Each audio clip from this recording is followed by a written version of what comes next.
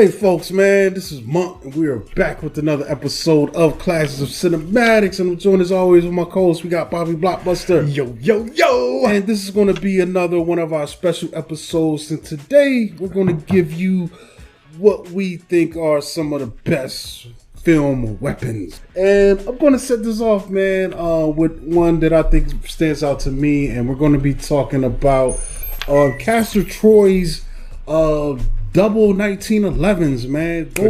Golden pistols from the film Face Off, man. What year did Face Off come out? 1997, man. There we go. So what's interesting about these guns in this film, our character Castor Troy, played by Nicolas Cage, and these are announces his specific guns, and they are 1911 pistols, man, that are golden. History of the 1911 pistol is interesting.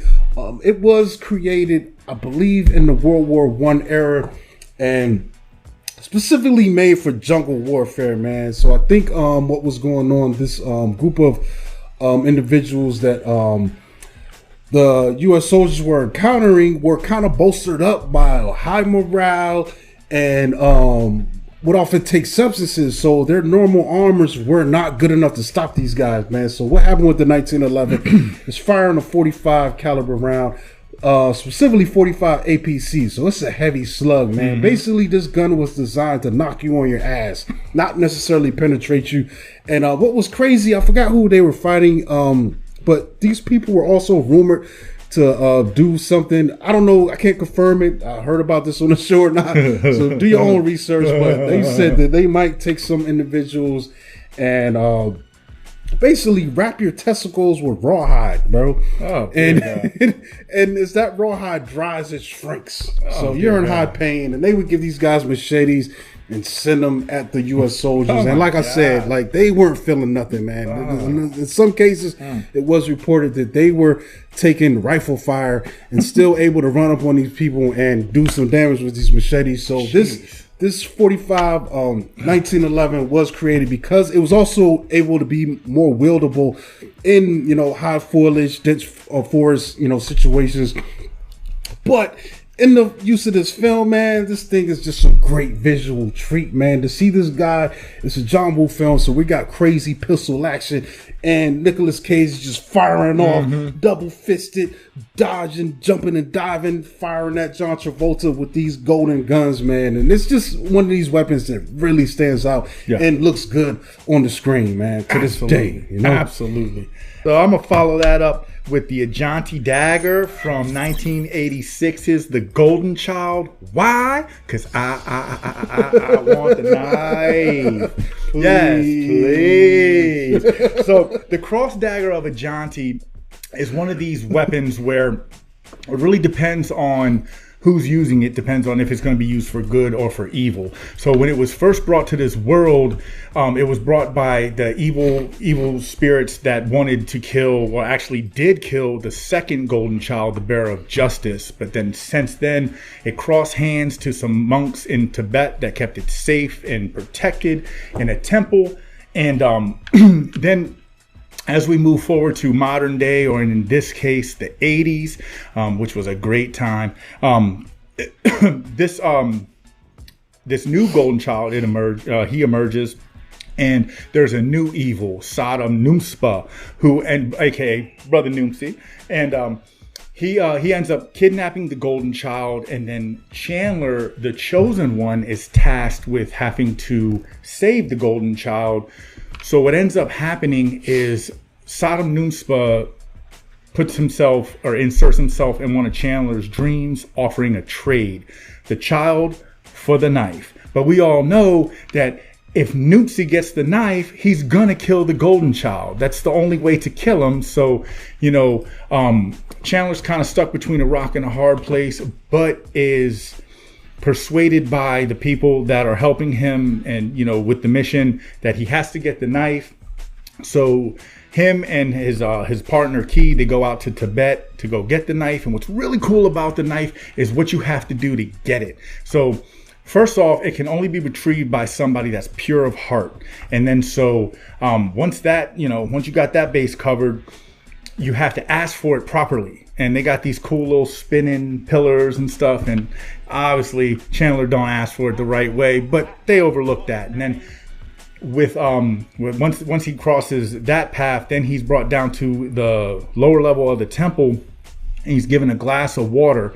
So you walk into the temple, and then there's all these pillars, and there's no ground. Okay, some of the pillars, they fall, they crumble, they're doing all this crazy shit. It's not easy. Okay, so he's got to cross these pillars, then cross a rickety bridge, cross some more pillars, all while not spilling a drop of this water. And so he's able to accomplish that. And then you see the Ajanti Dagger hovering over like this eternal flame that whenever you put your hand next to it or close to it in any way, it just, it engulfs. So there's no way to really get the dagger. And then he finds out that if you drink the water, then it slowly puts out the flame. Bang, bang. He gets the knife and ultimately brings the knife back to the States, is able to rescue the golden child, kill Brother Noomsy, save the day, the world, the child, the ultimate savior, hero with the Ajanti Dagger. That's one hell of a knife. Yeah, it's pretty cool. So I like how it's like a double-sided blade, but also two of them together. It's like a cross. Yeah, it's a cross blade. So that's kind of interesting, man. It's like it's a good idea, good design put into Beautiful that. design. Beautiful design. So my next one is going to be the Death Star. This is going to be the first time we encountered this. It is going to be in the original 1977 Star Wars film, and this is crazy, man. Like, this is a weapon that's so sinister. We're looking at the struggle of the Empire versus the Jedi, the Sith versus Jedi, Empire versus the Rebels.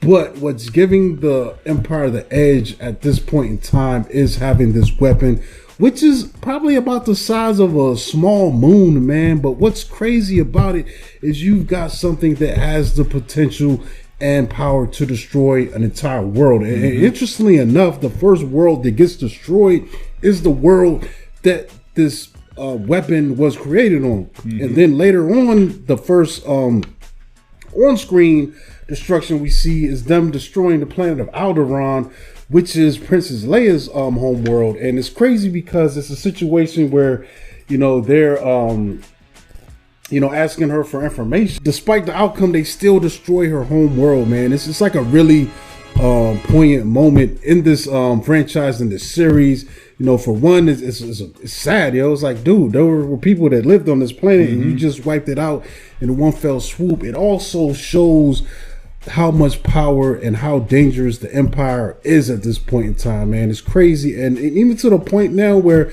this thing gets destroyed, because of Leia, helps, the rebels by smuggling the plans. And later on, they try to build another one. You know what I'm saying? Because it gave them such an edge, and it's worth it for them. It's crazy, man. It's one of these things that stands out. It's kind of a pop culture icon. It's something that people mention all the time. There's even jokes built around it. The workers that lived on or worked on the Death Star. I think that came up in one of the Kevin Smith films. Like maybe Mallrats or something like that. They're like, what about the workers in there? You're just a guy in there. You got a contract. You're trying to do your job, and you get obliterated because of the rebels. So there's that kind of thing going on because essentially it's so big. It takes such a crew to operate it. There's maintenance guys, programmers, and all kinds of stuff. Plus plus it's also a spot where they're using it as a base in a way. There's a spot where they can stop and refuel and go out to do other missions. But I think it's really iconic, man. Just the concept of it and being something so big. I mean, I think, the Germans might have had things similar, but not quite, where they had some of the biggest guns that they used in World War II to bombard, places in Germany. But I think this is kind of like the space version of that. And it's turned up to such a high degree because of the design of it and the level of destruction is just crazy. Like we think about nukes, and they could probably destroy the planet as far as taking out major cities, but they can't really destroy the planet. Like the Death Star, your planet ain't gonna be there no more, bro. That's crazy to me. That's crazy. That's one hell of a weapon. Yeah. So my next weapon is the sunglasses from 1988's They Live, and this takes place in a world where aliens are taking over secretly and systematically the human population. And pretty much a drifter named Nada, he finds a box full of these sunglasses that not only look cool as shit when you wear them, but it allows him to see the message behind the message and see the truth of what's going on, because this alien presence, what they're doing is they're manipulating the masses through the media, through advertising, commercialism, capitalism, even politics. And you know, when you put the glasses on, it's like if you look at a billboard, right, it might say vote for this congressman. You put the glasses on, and then behind that you'll just see obey, you know, things like that. So it's really allowing him to see what's really going on when it comes to that aspect. But even more than that, it's allowing him to see the wolf in sheep's clothing, or in this case, the alien in human skin, because they are everywhere. And you know, it allows him to kind of have a fighting chance against the aliens that are taking over the population. They're not just brainwashing and manipulating the masses. They want to overthrow the planet and ultimately take over the human race, just eradicate us as a whole. And without these glasses, there is no way really to fight back. So what's really cool is that, you know, he you know, when he wears the glasses, he shoulders the load. He's like, yeah, you know what, now I have a way to see the evil presence, and I'm going to take it upon myself to use these glasses the right way and start wiping these aliens out. It really gives him and the human race a fighting chance against, you know, a losing battle against these aliens. You know what I mean? Mm-hmm. Yeah, it's crazy, man. It's definitely a good tool, you know, for Arsenal when you're fighting against the man, so to speak. Exactly. So my last one is going to be the Flying Guillotine, man. And there's some controversy about this because, you know, this is based on legend, but it became a film weapon. But the legend has it that during the Qing Dynasty, the Yongqing Emperor had it designed to assassinate its enemies. And honestly, no one knows for sure if it's real or not. There's no records of actual ones, you know, out there. There's been no one to turn up reproductions of it, or, you know, even find, like, I don't think there's even any true documentation. There might be, but interestingly enough, the first time we seen it on film is 1975's The Flying Guillotine. And I haven't seen that one, but I did see 1976's The Masters of the Flying Guillotine. And then this film, there's a character out for revenge. I'm not sure if it is Pai Mei, you know, of the, you know, which is the character from this era, Shaw Brothers films, and just in Chinese culture. We saw him in Kill Bill Volume 2. But in Flying Guillotine, we see this weapon. It's really crazy in design. It's almost like a lampshade design that can drop down on opponents. When it's thrown, it looks like a disc, you know, but it's designed to land on top of, you know, a target. And then, like, if it lands on your head, then the bottom part unfolds and it's like a lampshade. They pull the cord, blades unlock inside of it and decapitate you, man. So that's why it's called the Flying Guillotine. They can throw it. And on top of that, its edges have these crazy blades. So even if you were to block it or it didn't hit your head, you're going to take some damage that way. Or you can possibly have a limb severed and stuff like that. But it's really cool to see this thing in effect in this film, man. And this guy's going around just throwing this. He's fighting with it. And it's almost like Go-Go's chain weapon in the first Kill Bill, the schoolgirl, but instead it's being used in the same way with the spinning and twirling and cutting, and it's the chain attached to it and it's throwing out. But it's so crazy, man. It's one of the wildest weapons I've seen, and it's funny watching that film because it has a reputation. Everyone fears it. They fear the user of it, and it's just awesome to see an effect. Interestingly enough, this weapon also appeared in a James Bond film. Yo, there was an assassin in James Bond's. I'm not sure what year that came out. It might be '84. Octopussy.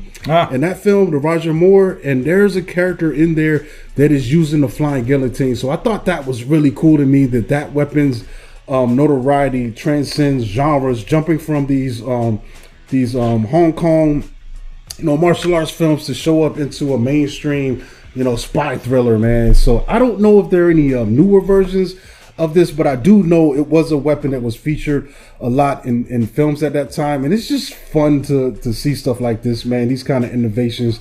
But yeah, I would be curious. Maybe I'll do my own research and see if there are been newer versions of this film made, and maybe as well try to track down some other versions featuring the Flying Guillotine. I feel like it would be a cool video game weapon too, but no one's really tapped weapon into to own in real life, like a new Mortal Kombat character or something, like come out with the guillotine or a Soul Calibur, Soul Blade. That'd be cool. That'd be dope. Mm-hmm. So I'm gonna go ahead and close this thing out with Freddy Krueger's glove from the Nightmare on Elm Street series, first making its appearance in Nightmare on Elm Street in 1984.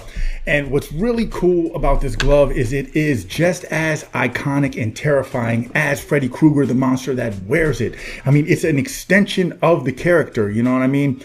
And what I like about the glove is that, there are times when the glove announces his presence. Like you might hear him scratching the glove on like some metal pipes or something before you see him, or see one of his sleeping victims. They just start getting these deep flesh lacerations or something, and it looks like nobody's in the room. You know what I'm saying? That like really adds to the fear of the glove. This is his preferred weapon of choice, the way that he chooses to kill majority of his victims. And what was really cool, what I really like is that at the beginning of the film, Nightmare on Elm Street, it shows him making the glove. Like it's this like tattered leather glove situation going on, and then he's putting these like copper or brass plates on the back of the hand, the back of the fingers, and then there's like these 6 or 7 inch razor sharp like claws that are coming out of the fingertips.